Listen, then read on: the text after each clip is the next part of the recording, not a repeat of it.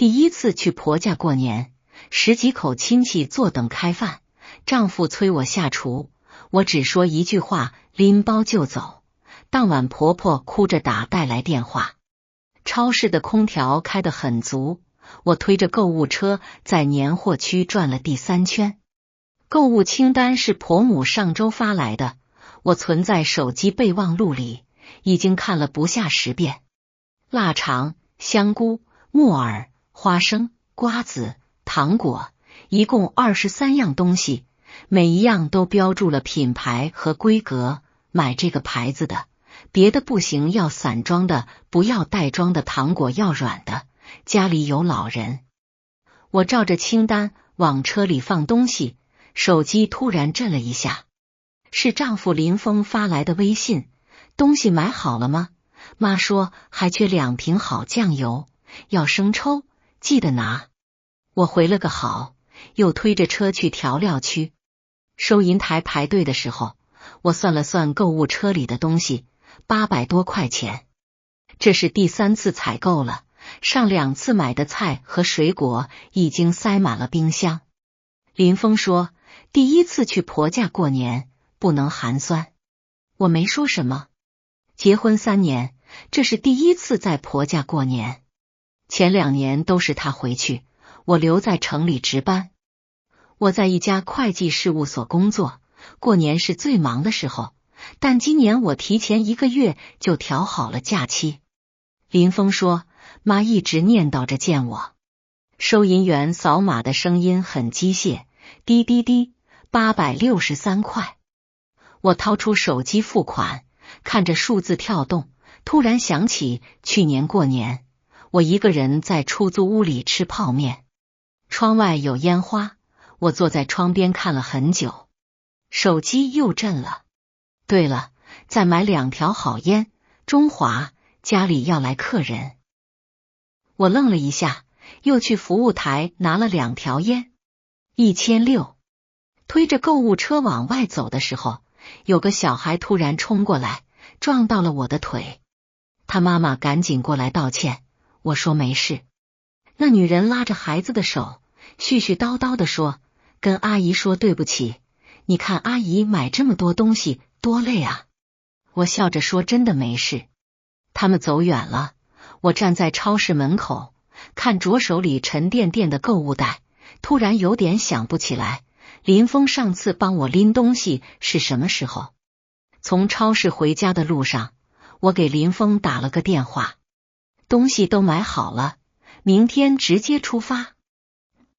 他的声音听起来有点忙，你收拾一下行李，别忘了带那条围巾，我妈上次说好看。我应了声好，又问，你妈那边需要我提前准备什么吗？不用，你到了帮忙干点活就行，他说得很随意。对了，我妈说家里亲戚多，你别太拘束，该说话就说话。挂了电话，我把东西搬上楼，一趟一趟爬了3次。晚上收拾行李的时候，我把那条围巾找出来，是去年婆母生日，我精心挑的，真丝的，1000多块钱。当时婆母接过去，只是淡淡的说了句花这冤枉钱干什么。我把围巾叠好，放进行李箱，又把新买的衣服也装进去。过年穿的，红色的，显得喜庆。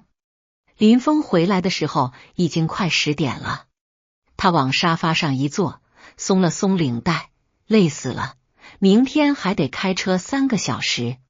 我端了杯水过去，那你早点睡。他接过水，喝了一口，突然想起什么似的，对了，明天到了我妈家，你嘴甜点，多夸夸我妈做的菜，还有我那几个姑姑，见面记得问好。我知道。别就知道，他皱了皱眉，你平时话太少，我妈说你不爱说话，显得生分。这次过年，你得主动点。我看着他，想说点什么，但最后只是点了点头。林峰又低头看手机，我转身进了厨房，开始洗他带回来的饭盒。水池里有昨天没洗的碗，我一起洗了。洗到一半，听见他在客厅打电话。妈，都买了，他明天会早起做饭的。行，我跟他说。我关了水龙头，手上的泡沫还没冲干净。林峰走到厨房门口，我妈说明天早上早点出发，9点前到，她要去赶集，让咱们到了先做午饭。9点前到，我算了算时间，那得6点出发。你定个闹钟。他打了个哈欠，我先去睡了，你收拾完早点睡。我看着他走进卧室，关上门，然后低头继续洗碗，水哗哗的流，有点凉。我想起第一次见林峰的父母是在我们领证前，那天他妈妈看着我，上下打量了很久，问了很多问题。家里几口人，父母做什么工作，有没有兄弟姐妹，工资多少，我一一回答。他听完，脸上没什么表情，只说了句学历是不错，就是看着太瘦，不知道能不能生。当时林峰笑着打圆场，妈，您说什么呢？我也跟着笑了。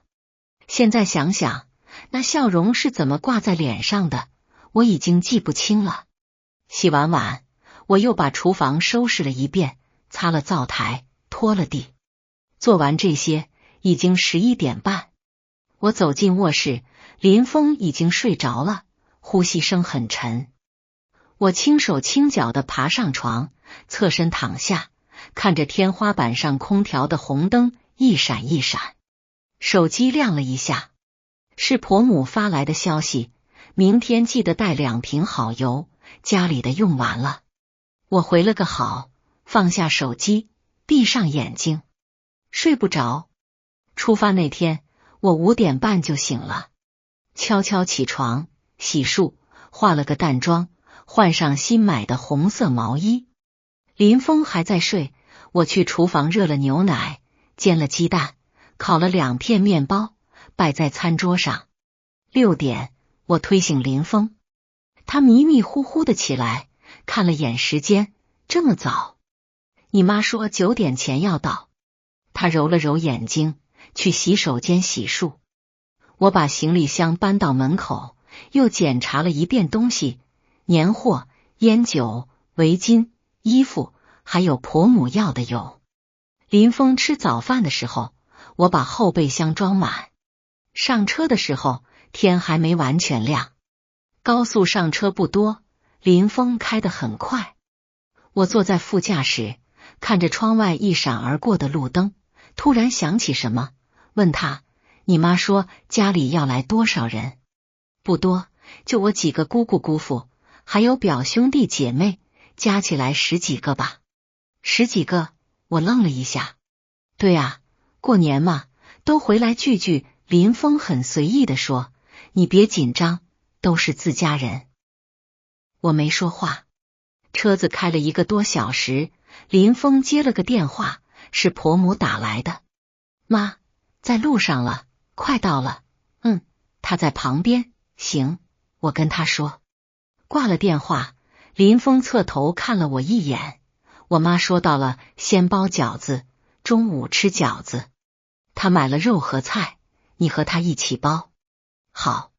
还有，我那几个姑姑都是长辈，说话嘴上没把门的，你别往心里去。我转头看着他，什么意思？就是他顿了顿，农村人说话直，别多想。我点点头，没再问。8点50，车子开进村里。这是个不大的村子，路两边都是平房，偶尔有几栋3层小楼。林峰的家在村东头，一个带院子的平房，门口贴着旧春联。我们刚停车，婆母就从屋里出来了。哎呀，来了，她笑着迎上来，看了看后备箱，东西都带了。都带了。林峰打开后备箱，开始往外搬东西。婆母看着那一堆年货，脸上的笑容更深了。这孩子买这么多，花不少钱吧？没多少，我笑着说。他没接话，转身进了屋。我跟着林峰把东西搬进去，一趟一趟。公公坐在堂屋的沙发上看电视，看见我，点了点头，算是打招呼。婆母在厨房忙活，我放下行李，走过去，妈，我来帮您。先洗手，然后和面。他指了指灶台上的面袋，3斤面，加水，揉光滑了就行。我挽起袖子，开始和面。婆母在旁边剁肉馅，一边剁一边说：“今天人多，多包点，中午不够吃就不好了。”好的，一会儿你表姐他们来，都是客人，你得麻利点，别让人等。面和好了，婆母让我擀皮。她包饺子的速度很快，我擀皮的速度跟不上，她就在旁边催：“快点，快点，等会儿来不及了。”我手上加快了速度，擀面杖在手里转得有点发烫。9点半，院子里开始陆续有人来。先是大姑一家，3口人，进门就喊：“嫂子，我们来了。”然后是二姑带着2个孩子，接着是小姑，还有她老公和婆婆。人越来越多，院子里热闹起来。我在厨房忙活，听见外面笑声一片，林峰在陪他们说话，声音挺大的。婆母出去打了个招呼，回来看了我一眼，还没擀完。快了，你这速度也太慢了。她皱着眉，接过我手里的擀面杖，算了，我来，你去烧水，一会儿煮饺子。我放下手里的活，去灶台边烧水。厨房里很热，我额头上都是汗。透过门缝，我能看见客厅里的人围在一起，聊得热火朝天。林峰坐在中间，有人递烟给他，他笑着接了。没人往厨房看一眼。水烧开了，我开始煮饺子，一锅一锅，煮了4锅，装盘端出去。客厅的人看见饺子上桌，纷纷动筷子。大姑说：“还是嫂子手艺好，这饺子看着就香。”婆母笑了：“哪是我做的，是我儿媳妇包的。”哦，弟妹啊！大姑看了我一眼，笑着点点头。我也笑了笑，转身回厨房继续煮下一锅。等最后一锅饺子端出去，我才发现桌上已经没剩几个了。婆母在厨房吃，我也盛了一碗，站在灶台边吃。她看了我一眼：“你怎么不出去坐着吃？人太多，我在这儿吃就行。”也是，她低头扒了口饺子，一会儿收拾碗筷，厨房你拖一下，地上都是水。好，我端着碗咬了一口饺子，有点凉了。下午人更多了，林峰的几个表兄弟也来了，带着孩子，院子里跑来跑去，闹哄哄的。我在厨房洗碗，水池里堆了一摞又一摞。婆母在客厅招呼客人，时不时进来拿点水果零食出去。你洗快点，一会儿还得准备晚饭。她说：“好。”洗到一半，小姑走进来，倚在门框上看着我：“弟妹，你这是第1次来吧？”“第1次。”看出来了，她笑了笑，不过没事，以后常来就习惯了。我也笑了笑，没接话。他又说：“我跟你说，咱妈这人嘴硬心软，你别看她说话直，其实心挺好的。只要你勤快点，嘴甜点，她就高兴。”我知道。那就好。他转身要走，又回头说了句：“对了，晚上咱妈说吃火锅，你记得把菜切好，肉片也切一下，别切太厚。”说完，他就出去了。我站在水池边，看着手上的泡沫，突然有点想笑。切肉片还不能切太厚。下午3点，婆母让我去准备晚饭。火锅的菜都在冰箱里，你拿出来洗一下，切好摆盘。肉在冰柜里，拿出来化冻，切薄一点。好的。我打开冰箱，里面塞得满满的，白菜、生菜、菠菜、豆腐、土豆、红薯、粉条，我一样一样拿出来，洗干净，切好，摆在盘子里。肉是一大块羊肉，冻得硬邦邦的，我放在水里泡着，等它化冻。客厅里传来说笑声，还有小孩的尖叫声。林峰在陪表兄弟打牌，声音挺大。婆母进来看了一眼，化冻了没有？还没完全化开。那你先切别的。我切了一下午的菜，手都有点酸了。5点，婆母开始准备火锅锅底。她让我把切好的菜端出去，摆在客厅的桌上。我一趟一趟的端，摆了满满一桌。大姑看着桌上的菜，笑着说：“哎呀，嫂子，你这也太丰盛了。”婆母笑了：“过年嘛，就图个热闹。弟妹也辛苦了。”二姑说：“一下午都在厨房忙吧？”应该的，我笑着说。林峰在旁边接话：“他平时在家也是这样，习惯了。”大家都笑了，我也跟着笑，转身回厨房继续忙。6点，火锅开始煮，所有人围坐在桌边，热热闹闹的吃着，聊着。我在厨房煮米饭，炒了2个菜，端出去放在桌边。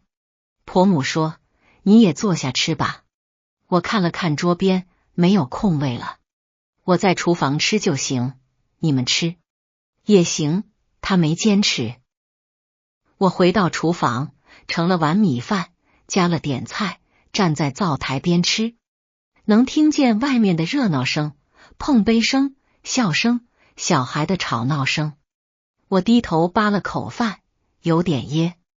晚上8点多，客人们陆续离开，婆母送他们到门口，笑着说：“明天再来啊，后天是除夕，更热闹。”一定一定。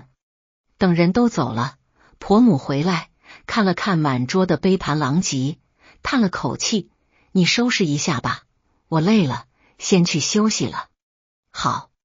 林峰也打了个哈欠，我也去睡了，明天还有人来。客厅里只剩下我一个人。我开始收拾桌子，碗筷堆了一大堆，桌上都是油渍和汤汤水水。我一点一点收拾，端到厨房，洗干净，擦桌子，拖地。做完这些，已经快10点了。我关了灯，走进林峰和我住的房间。他已经睡着了，呼吸声很均匀。我坐在床边，看着窗外的夜空，突然很想哭，但是哭不出来。除夕那天，我5点就起来了。婆母说今天要准备年夜饭，菜要多，得早点开始。我洗漱完就去了厨房，婆母已经在里面了，正在和面。你来了，先把那些鸡鸭收拾一下，一会儿要炖。好。我开始处理鸡鸭，拔毛、开膛、洗净、剁块。这些活我在家也做过，但是今天的量特别大，2只鸡、1只鸭，还有1条鱼。处理到一半，婆母又说一会儿还得包春卷，你把馅料准备一下，肉丝、豆芽、胡萝卜都切细一点。好的。我切菜的时候，林峰起来了，洗漱完坐在堂屋看手机。妈，今天几点开饭？他问。中午12点，亲戚们差不多都那个时候到。行，那我再睡会儿。婆母没说话，我也没抬头。上午10点，亲戚们陆续来了，还是昨天那些人，又多了几个。院子里更热闹了，小孩的声音，大人的笑声，还有鞭炮的声音。我在厨房忙活，炖鸡、炒菜、包春卷、蒸鱼。婆母在旁边指挥，火小点，炖鸡要文火，这个菜盐放多了，下次注意，春卷包紧点，别散了。我一直点头，好的，好的。11点半，菜差不多做好了。婆母说，你把菜端出去，摆好，再摆碗筷。我把做好的菜一盘一盘端出去，摆在客厅的大圆桌上。桌子很大，但菜也多，摆了满满一桌。大姑看着这一桌菜，赞叹道，嫂子，你这手艺真是越来越好了。婆母笑了，都是我儿媳妇做的，我就在旁边看着。弟妹手艺这么好啊？二姑说，那以后有福了。林峰在旁边笑着说，那是我眼光好。大家都笑了，我也笑了笑，转身回厨房继续忙。12点，所有人围坐在桌边，准备开饭。我端着最后一道汤从厨房出来，准备放在桌上，结果发现桌边已经坐满了人，没有我的位置。我站在旁边，有点尴尬。婆母看了我一眼，说，要不你在厨房吃吧，这边坐不下了。我点点头，好。转身要走，林峰突然叫住我，等一下。我回头看他，他看着我，又看了看桌上的菜，说，这菜都凉了，你去厨房热一下。我愣了一下，快去啊，大家都等着呢。婆母也说。我看着那一桌子人，所有人都看着我，等着我去热菜。我低头看了看手里的汤，还冒着热气。好，我说，端着汤回到厨房，把菜一盘一盘拿回来，放在炉子上热。热好了，再端出去，一趟一趟，来来回回。等我把所有菜都热好端出去，他们已经开始吃了。哎呀，这菜热了就是香，大姑说。是啊，刚才都凉了，这样才好吃，二姑也说。我站在桌边，看着他们吃得热火朝天。婆母夹了口菜，抬头看了我一眼，你还站着干什么？去厨房吃饭啊。我点点头，转身回了厨房。厨房里还有一些剩菜，我盛了碗米饭，加了点菜，坐在小板凳上吃。能听见客厅里的笑声、碰杯声，还有林峰的声音，来来来，大家多吃点，别客气。我低头扒饭，一口一口吃得很慢。吃到一半，听见客厅里有人说，弟妹呢？怎么不出来一起吃？林峰说，他在厨房吃，厨房方便。也是，这么多人是挤不下。而且他平时也习惯在厨房吃，我们家就这样。那挺好，贤惠。我放下碗，看着手里的筷子，突然有点恶心。站起来，把碗放在水池里，走到窗边，推开窗户，深呼吸。外面是院子，能看见晾晒的衣服，还有一只母鸡在地上啄食。我看着那只鸡，它也抬头看了我一眼，然后继续低头啄米。我突然很想变成那只鸡。下午2点，年夜饭吃完了，我开始收拾桌子，一桌子的杯盘狼藉。林峰和他的表兄弟们在客厅打牌，婆母和几个姑姑在院子里聊天晒太阳。我一个人在厨房洗碗，一盘一盘，一碗一碗。水很凉，洗到后来手都冻红了。洗到一半，小姑走进来说，弟妹，一会儿晚上还要吃饺子，你记得和面。晚上还吃饺子？对啊，除夕夜必须吃饺子，这是规矩，他说的理所当然。好，我知道了。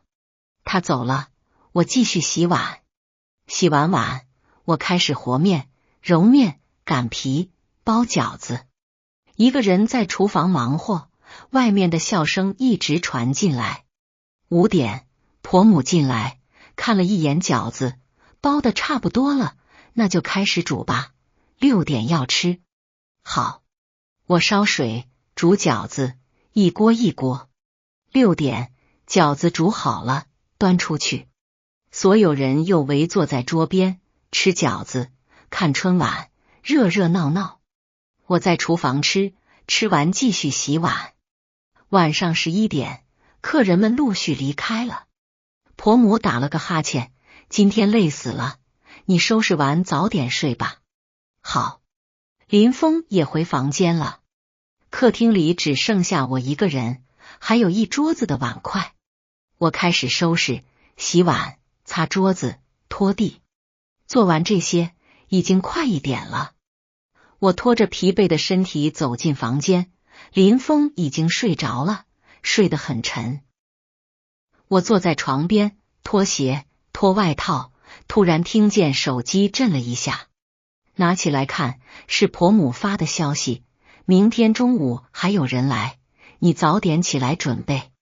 我看着那条消息，盯了很久，然后关掉手机，躺下，闭上眼睛，睡不着。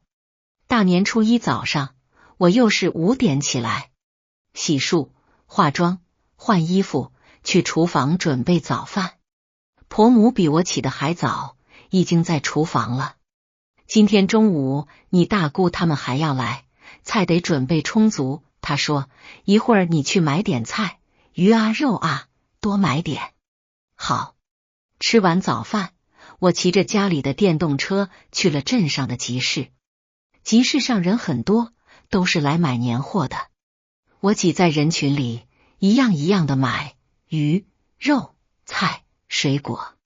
买完，车子后座塞得满满的。回到家，婆母看了一眼，就买这点，够吗？应该够。算了，不够再说。她指了指厨房，你赶紧开始做吧，他们11点就到。我开始洗菜、切菜、炒菜、炖汤。林峰在客厅看电视，时不时进来拿点零食水果。你累不累？要不我帮你？他问。不用，我可以。那行，他转身出去了。上午11点，大姑他们来了，还是那些人，又多了几个林峰的朋友。院子里又热闹起来，烟酒拿出来，台摆上，笑声一片。我在厨房忙活，汗都流下来了。12点，菜做好了，我开始往外端，一盘一盘。桌上很快摆满了10几道菜，热气腾腾。所有人围坐在桌边，等着开饭。我把最后一道汤端出来，放在桌上，准备回厨房。等一下，林峰突然叫住我。我回头看他，他看着我，又看了看桌边，说：“你还没做米饭呢吧？”我愣了一下，做了，在电饭煲里保温着。那你去盛出来，大家要吃饭了。好，我回厨房，把米饭盛在碗里，一碗一碗端出去。端了一半，婆母说：“筷子呢？还没摆筷子。”我赶紧回厨房拿筷子，一双一双摆好。摆完，准备回厨房。林峰又说：“汤勺呢？汤怎么喝？”我再回厨房拿汤勺，来来回回跑了好几趟。等我终于弄完，准备回厨房吃饭，林峰看了我一眼，说：“你先别走，一会儿他们吃完，还得添菜添饭，你在旁边候着。”我站在原地看着他，他没看我，低头夹菜，跟旁边的人说话。大姑笑着说：“弟妹真是贤惠，伺候的这么周到。”婆母也笑了，那是我教的好。所有人都笑了。我站在桌边，看着那10几张笑脸。突然，我听见自己说：“我不是保姆。”笑声停了，所有人都看着我。林峰皱起眉：“你说什么？”我看着他，一字一句地说：“我说，我不是保姆，我是你妻子。”你这是什么态度？婆母的脸沉了下来。什么态度？我转头看他，我从昨天早上5点忙到现在，洗菜做饭收拾，除了睡觉就在厨房。你们在客厅吃喝玩乐，我连坐下来吃顿饭的机会都没有。现在你问我什么态度？你这孩子怎么说话呢？大姑也说，这不是应该的吗？你是儿媳妇，做这些不是理所当然。理所当然，我笑了。那林峰呢？他也是儿子，他为什么不做？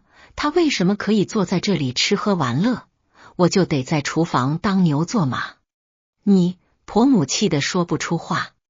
林峰站起来，压低声音说：“你别闹了，今天大年初一，给我留点面子。”面子？我看着他，你要面子，我就不要吗？我们回去再说。他拉住我的手臂，我甩开他，不用回去说，就在这里说清楚。我看着桌上的人，一个一个看过去，最后看向林峰。你们要的不是妻子，不是儿媳妇，你们要的是一个免费保姆，一个随叫随到、逆来顺受的工具。但我不是。说完，我转身走进房间，拖出行李箱，开始收拾东西。林峰跟进来，你干什么？我走。你疯了？我没疯，我很清醒。我把衣服塞进箱子，我终于清醒了。婆母也冲进来，你要走？行啊，走啊，看你能走到哪里去。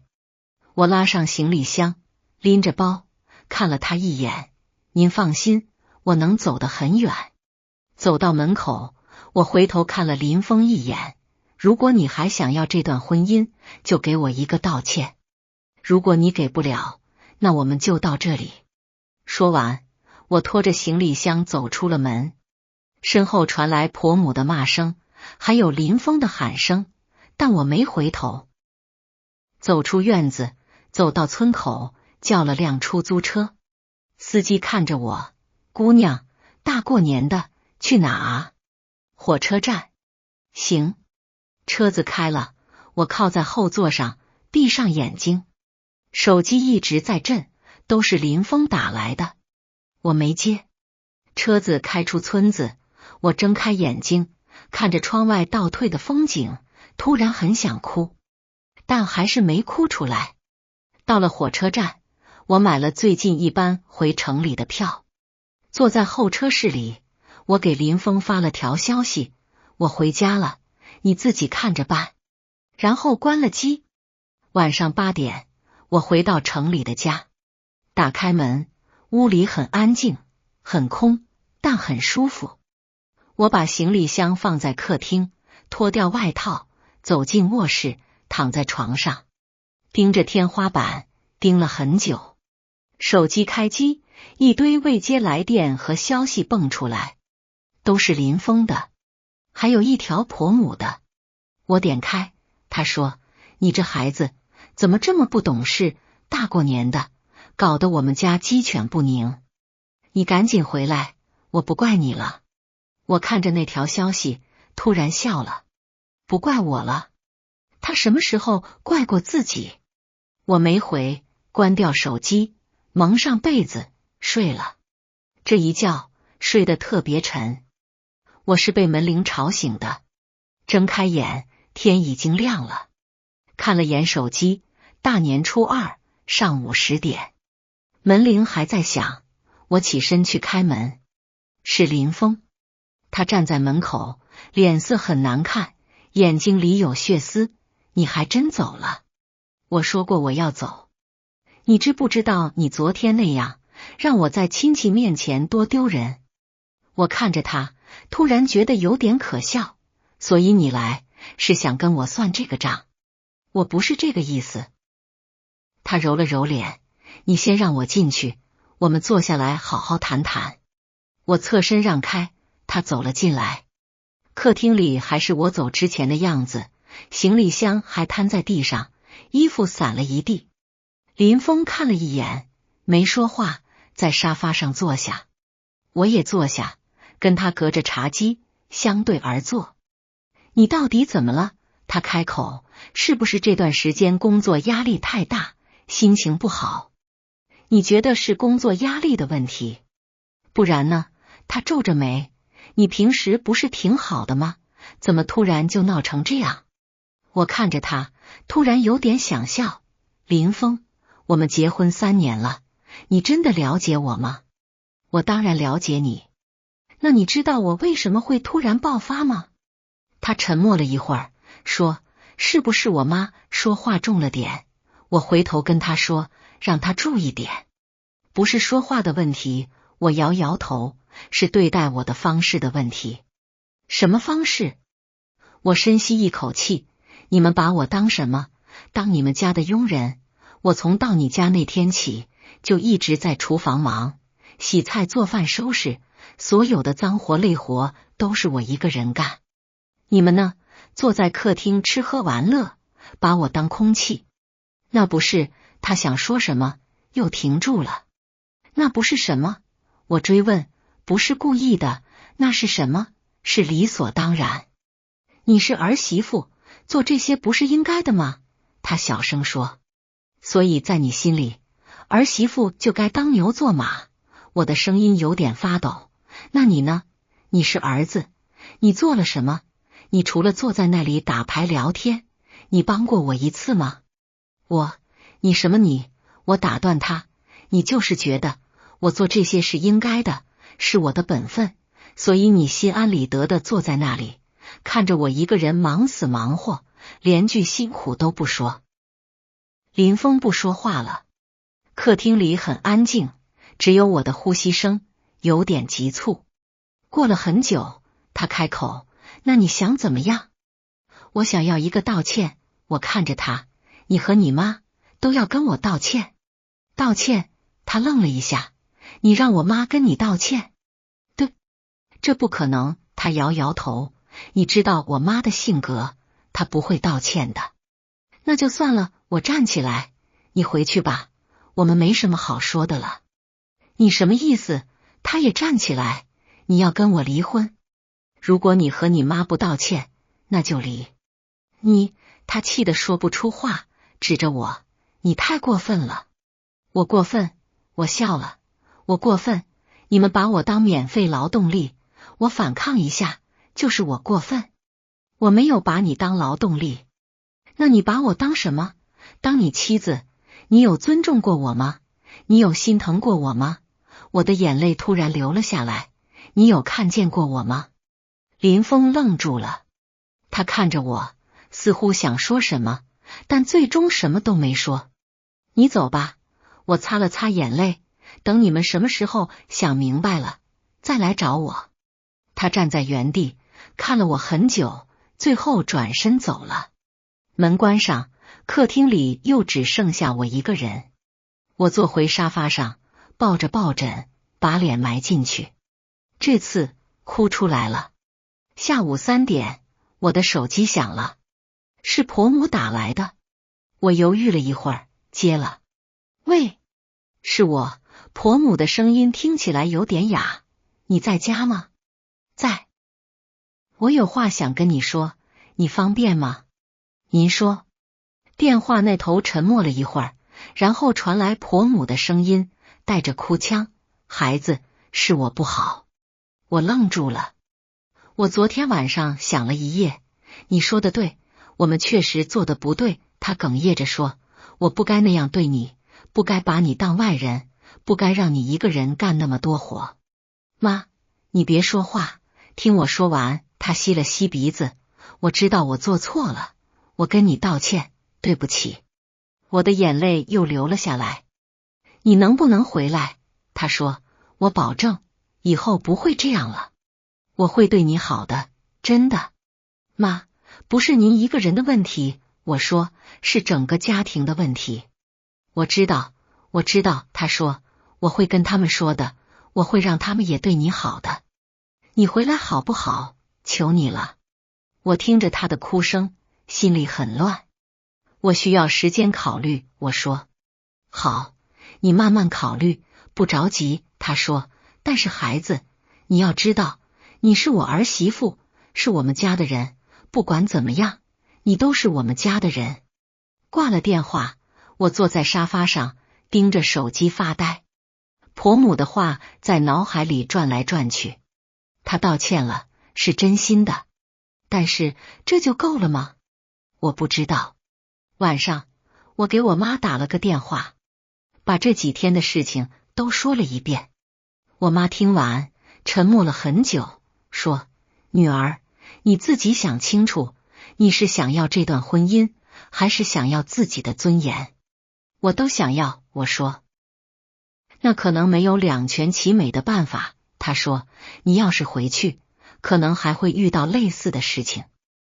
你要是不回去，这段婚姻可能就到此为止了。我知道，但是不管你选什么，妈都支持你。她说，你记住，你永远是妈的女儿，你有退路，你可以回家。听着我妈的话，我哭得更厉害了。妈，我好累，我说。我知道，孩子，我知道。她的声音也哽咽了。你好好休息，想好了再做决定，别急。挂了电话，我躺在床上，盯着天花板，盯了一夜。大年初三，我做了个决定，回去一趟，但不是回去复合，是回去把话说清楚。我开车回了村里，到婆家的时候是下午2点，院子里很安静，没有之前那么热闹了。我推开门，婆母正在客厅坐着，看见我，眼睛一亮：“你回来了。”我有话想说，我在她对面坐下。好，你说。她放下手里的东西，认真的看着我。妈，您昨天跟我道歉了，我接受，我说，但是光道歉是不够的。你还想怎么样？她的语气有点紧张。我想知道，以后如果再遇到类似的情况，你们会怎么做？她愣了一下，什么意思？意思是，如果下次再有亲戚来，你们还会让我一个人在厨房忙活？你们在客厅吃喝玩乐吗？不会了，不会了，她赶紧说，我保证，以后不会了。那林峰呢？我问，他会帮忙吗？我会让他帮忙的。他说，不是您让他帮忙，是他自己主动帮忙。我纠正他，他是我丈夫，不是您儿子，在我们家这件事情上，他应该有自己的判断。婆母没说话。这时候，林峰从外面回来了，他看见我，愣了一下，你回来了，我有话想跟你说。我站起来，看着他。好。他点点头。我们走到院子里，站在树下。林峰，我想问你一个问题。我看着他，你爱我吗？他愣了一下，你问这个干什么？你回答我。我当然爱你，他说，不然我不会娶你。那你怎么证明？我对你不够好吗？他皱起眉。我给你买衣服，买包，给你钱花，我不是问这个。我打断他，我问的是，你有尊重过我的感受吗？你有心疼过我吗？你有在我最需要你的时候站在我这边吗？林峰不说话了。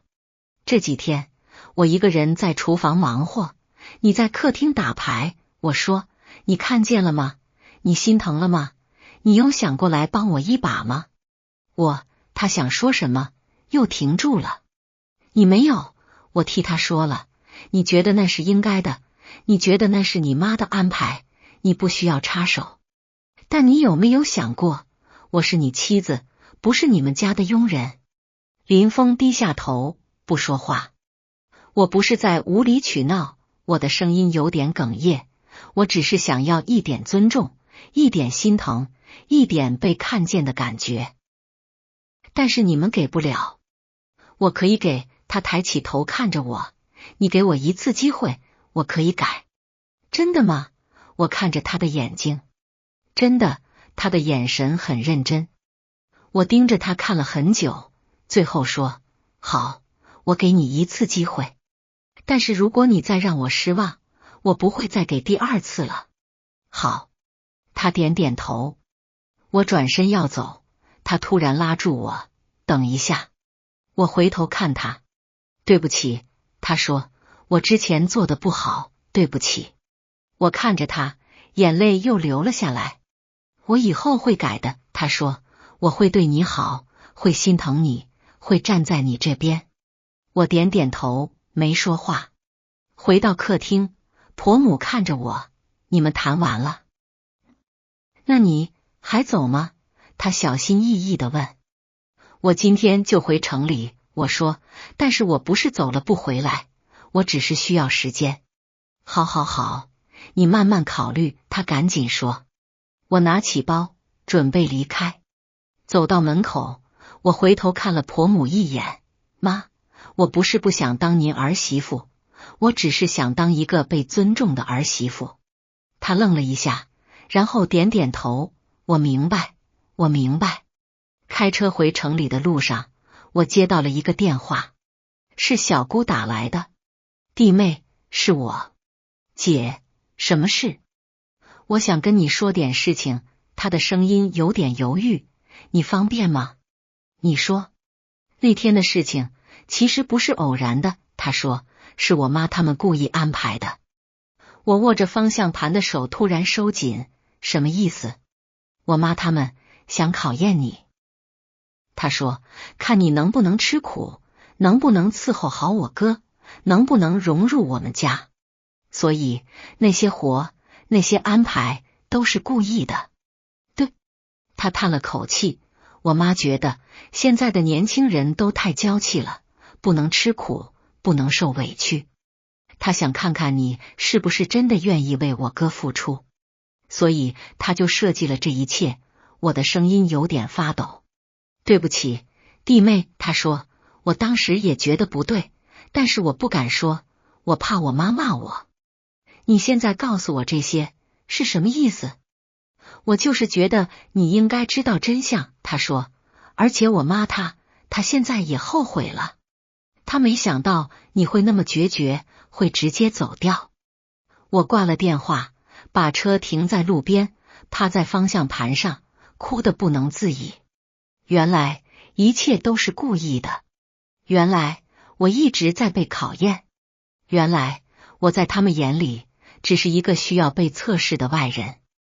我拿出手机给林峰发了条消息，你知道那天的事情是你妈故意安排的吗？很快他回了消息，什么？你不知道？我不知道，什么故意安排？我把小姑说的话都发给了他。发完，我等着他的回复，等了很久，他都没回。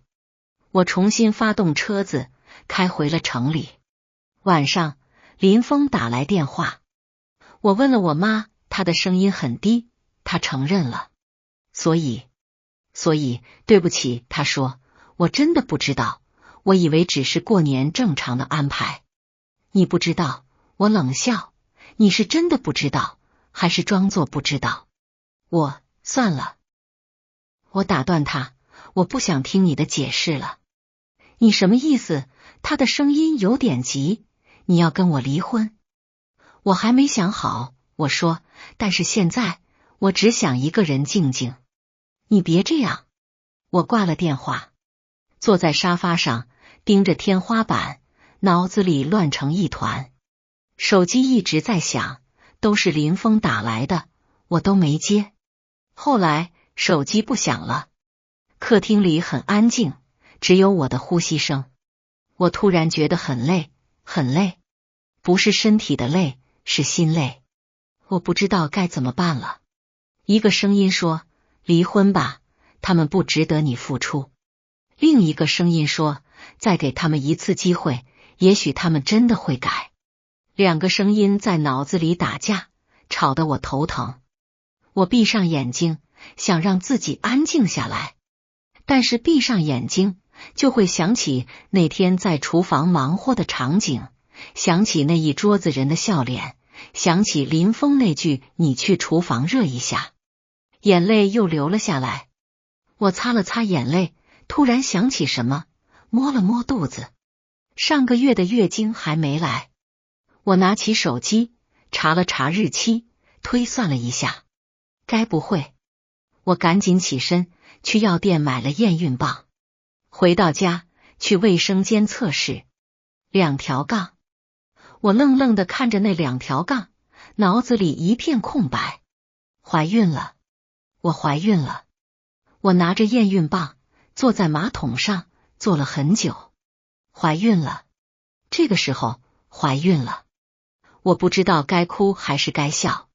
最后，我把验孕棒扔进垃圾桶，走出卫生间，躺在床上，盯着天花板，脑子里全是一个问题：这个孩子，我该留下来吗？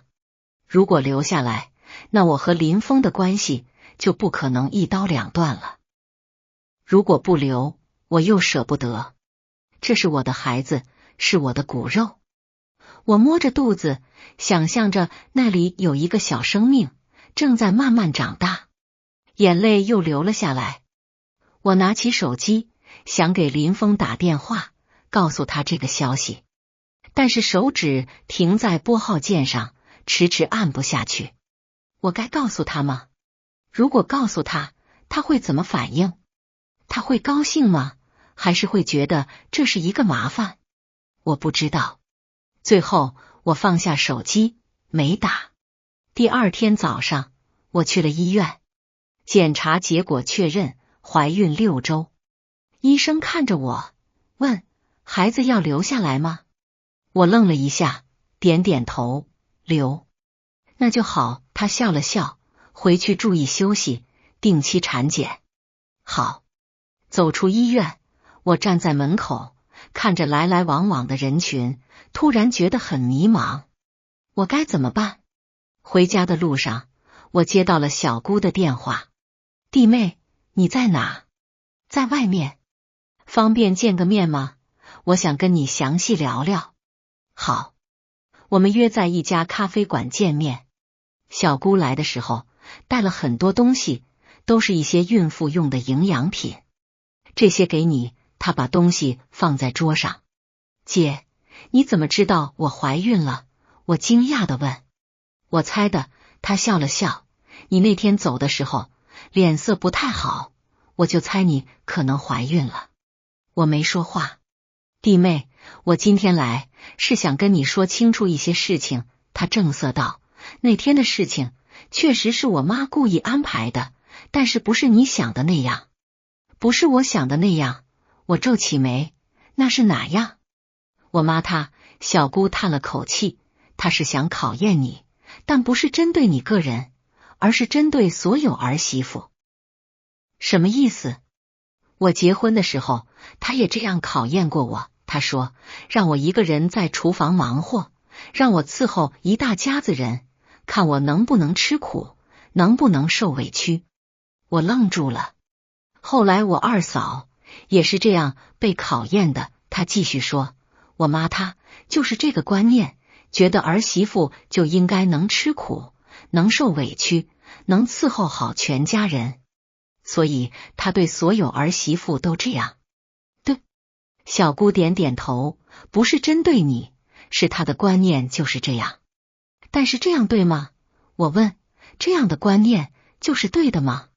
当然不对。她摇摇头，但是她是老一辈人，观念很难改。我沉默了。弟妹，我跟你说这些，不是想让你原谅她，而是想让你了解实情。小姑说，我妈她其实心里也很难受，她没想到你会那么决绝的走掉。她难受。我冷笑。她有想过我难受吗？她现在想到了。小姑说，她这几天一直在哭，说自己做错了，说对不起你。但是说对不起有用吗？我的声音有点发抖。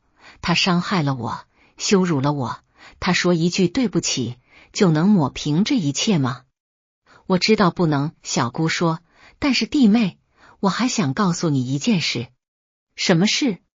我妈她之所以这样，是因为她自己年轻的时候就是这样过来的。小姑说，我爸以前对她不好，总是让她干活，伺候一大家子人，她受了很多委屈，所以她现在也要让别人受委屈。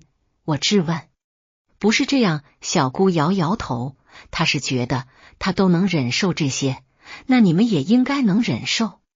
她是用她自己的标准来衡量你们，这就是她的逻辑。我觉得有点荒谬。是的。小姑叹了口气，而且他还有一个心结。什么心结？我爸年轻的时候外面有过别的女人，小姑说，虽然后来回来了，但是我妈一直觉得是因为他自己不够好，不够贤惠，所以我爸才会出轨。我愣住了，所以他现在就特别希望儿媳妇都能贤惠，能吃苦，能受委屈，他觉得这样才能留住男人。小姑说，他是怕你们走他的老路。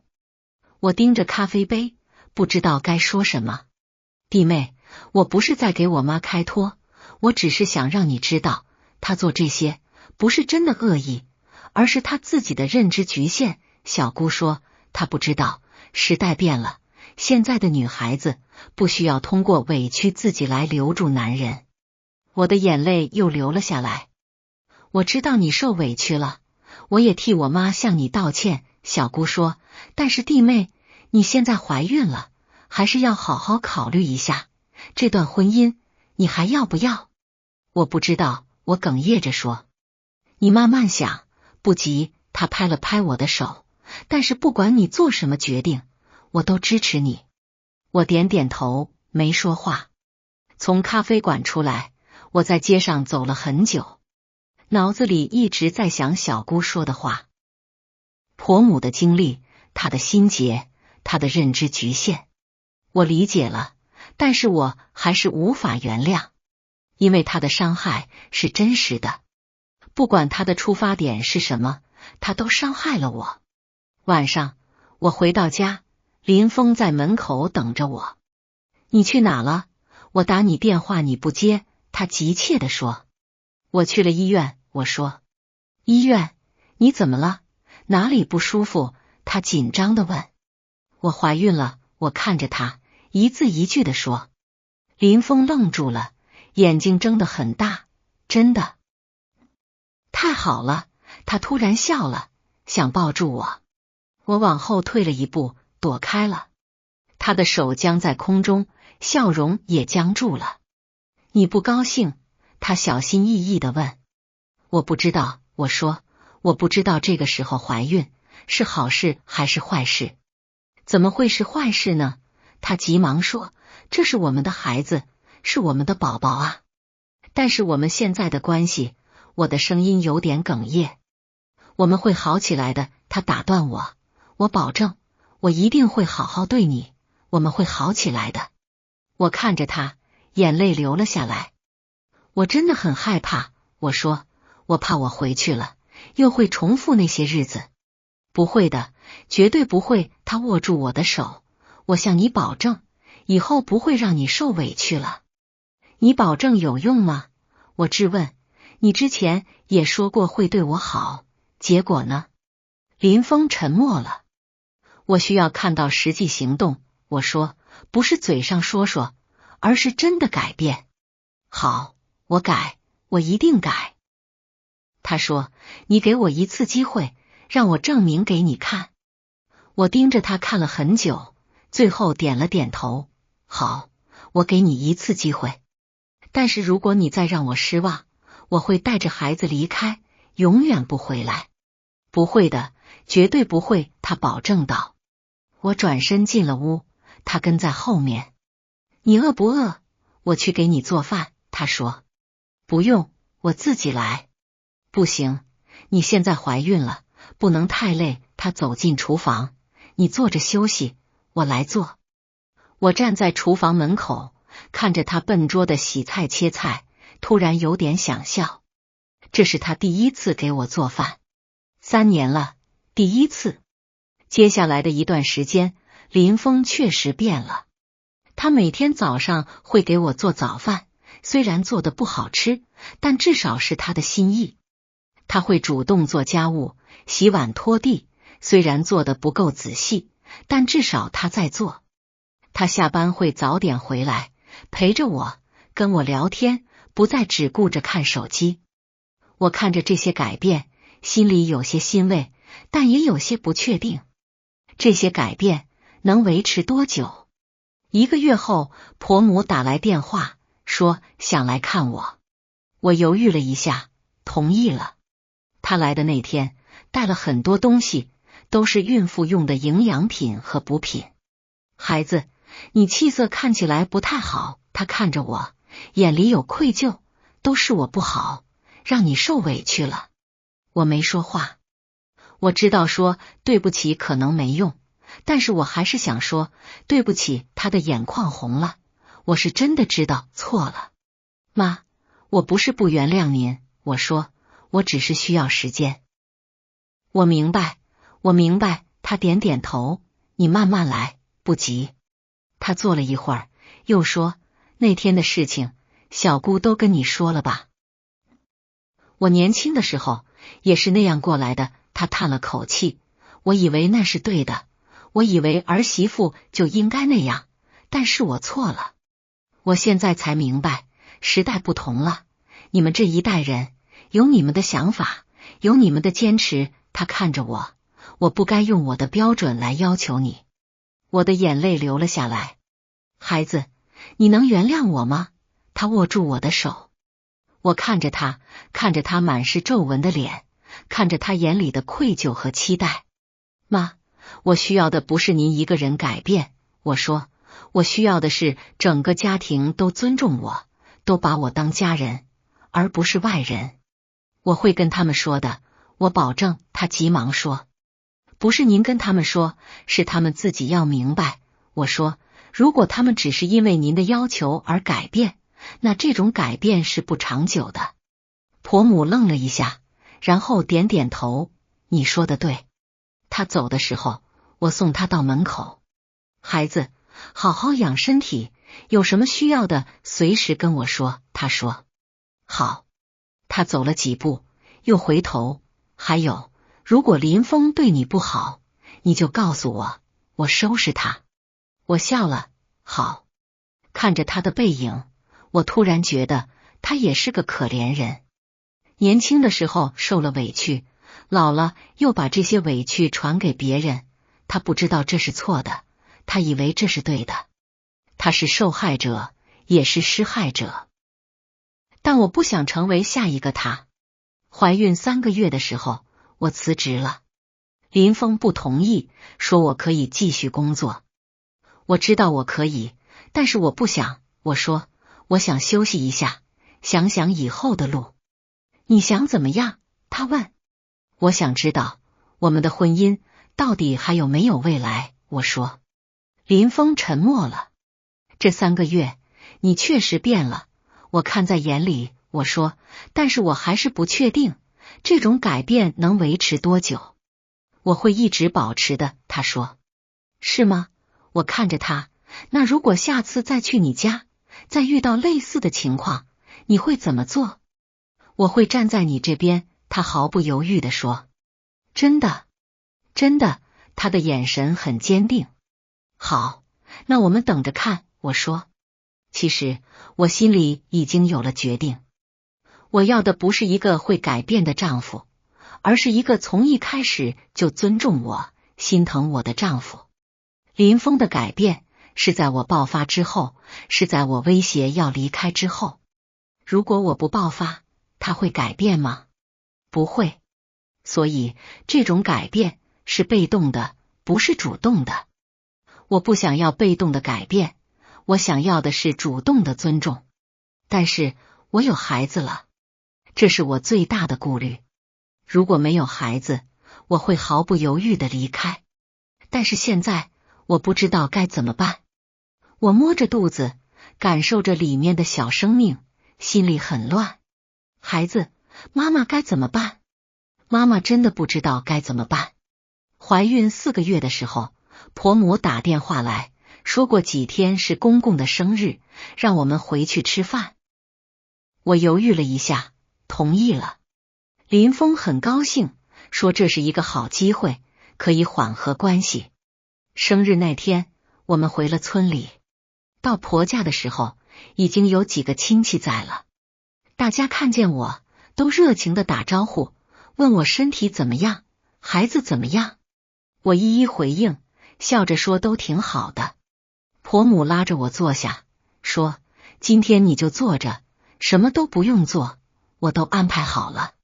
好，我笑了笑。果然，这次不一样了。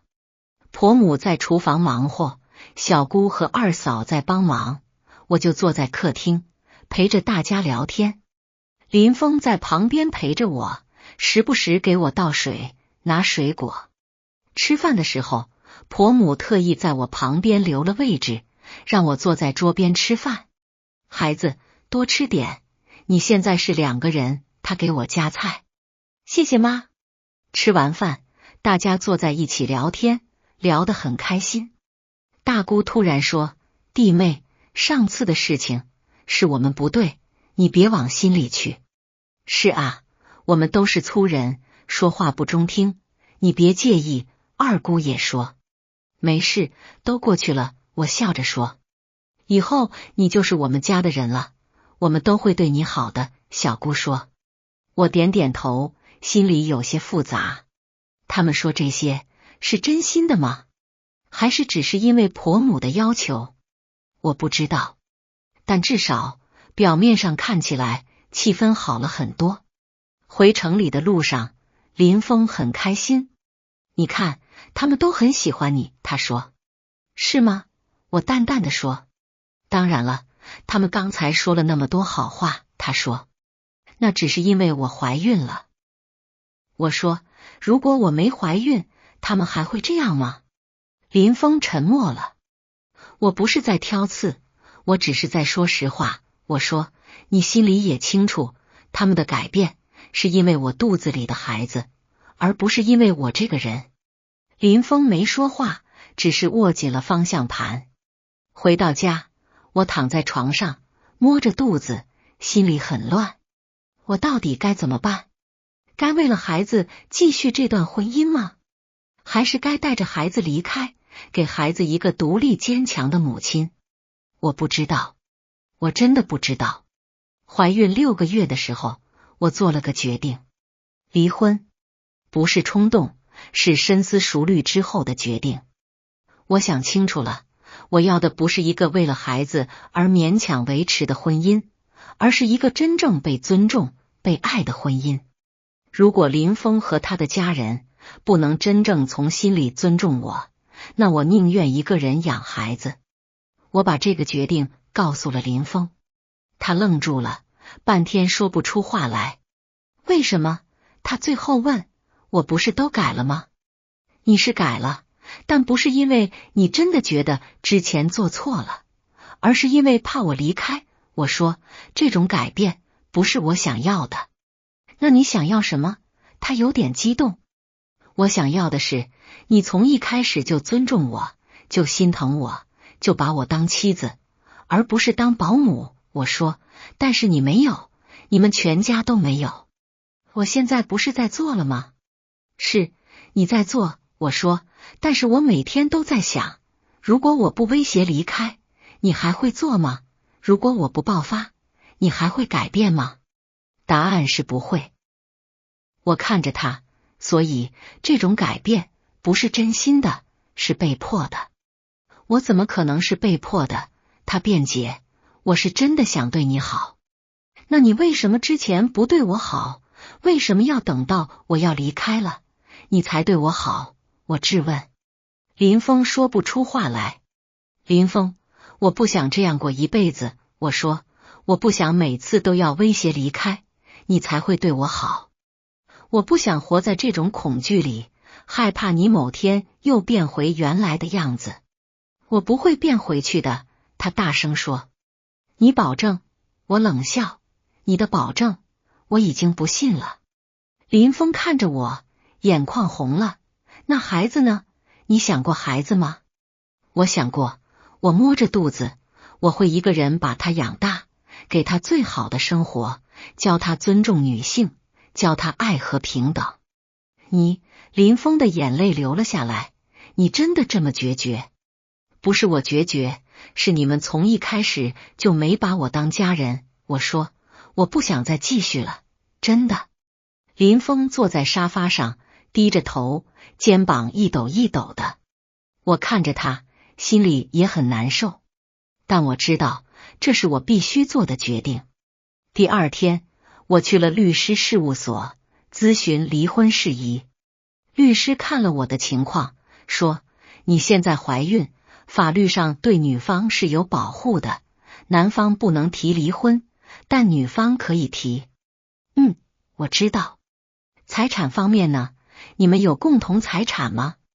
有一套房子是婚后买的，还有一些存款。那这些都要分割。律师说，还有孩子的抚养权，你想要吗？想。我毫不犹豫地说，好，那我们可以起诉，要求离婚，并争取孩子的抚养权。谢谢。从律师事务所出来，我突然感到一阵轻松，做了这个决定，反而不纠结了。我知道接下来会很难，会有很多人不理解，会有很多流言蜚语，但我不在乎了。我只想过我自己的生活，按照我自己的方式。晚上，林峰的手机响了很久，是婆母打来的。他接了，然后脸色变得很难看。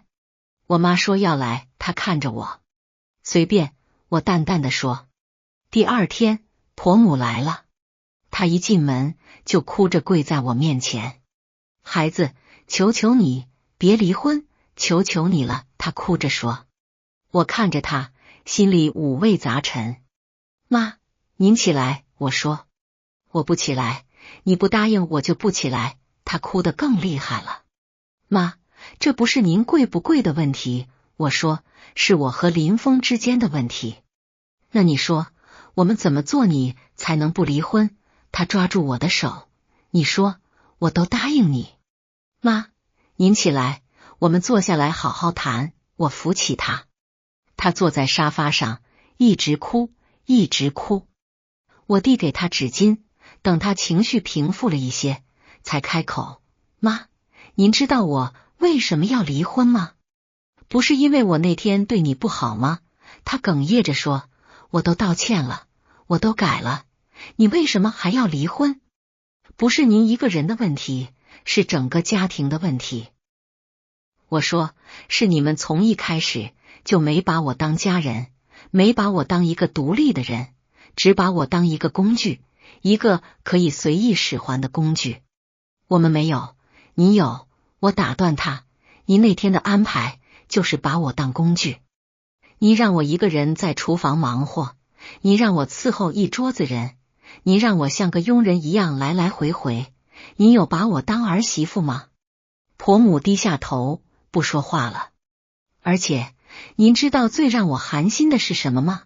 我说，是林峰，他坐在那里看着我忙活，不仅不帮忙，还让我去热菜。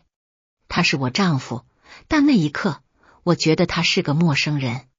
是我不好，是我教坏了他。婆母哭着说，不是您教坏了他，是他自己没有尊重我的意识。我说，妈，我不是在怪您一个人，我只是觉得这段婚姻不值得我继续下去了。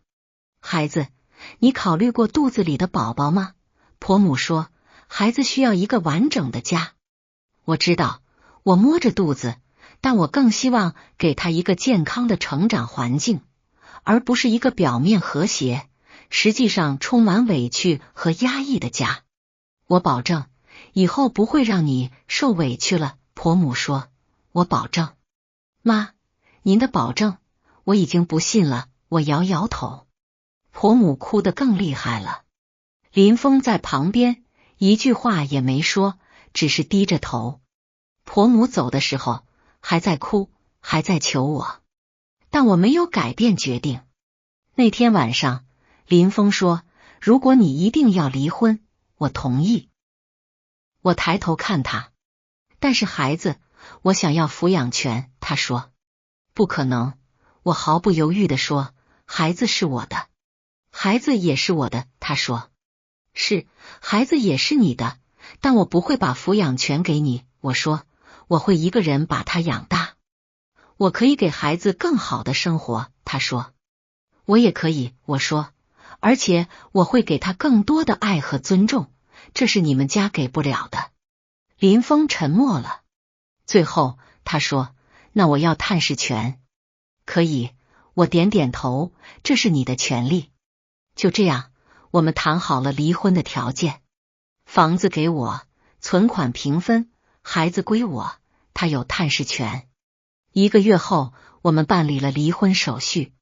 从民政局出来，我看着手里的离婚证，突然有种解脱的感觉。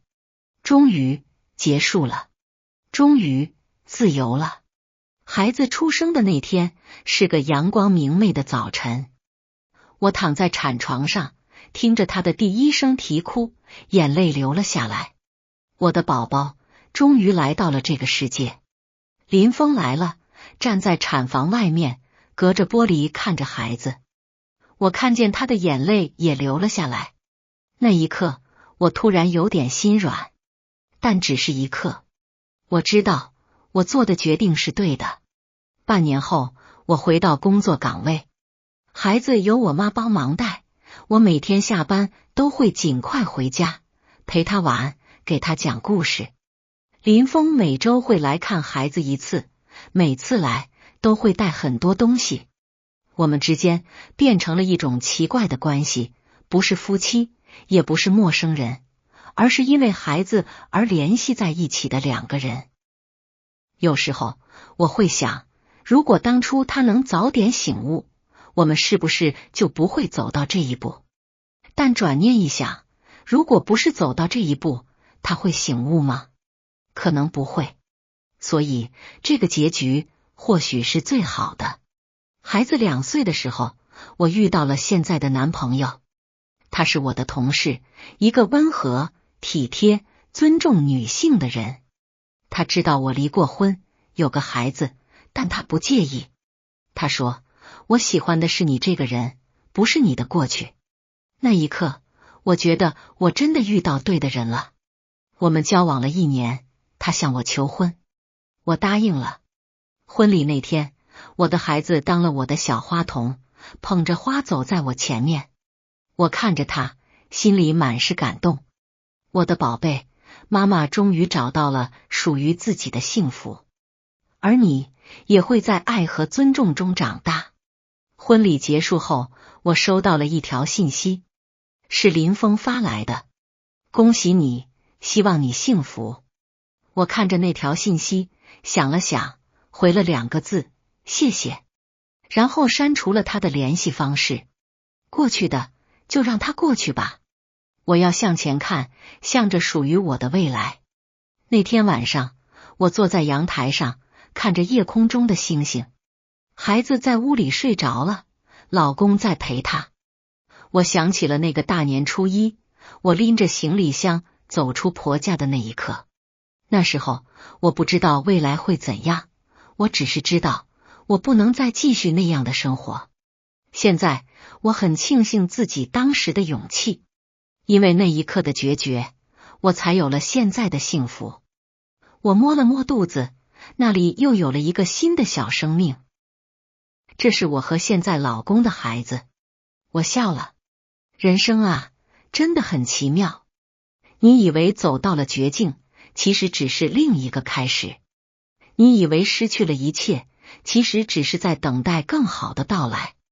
我站起来，走进屋里，看着睡在床上的2个人，一大一小。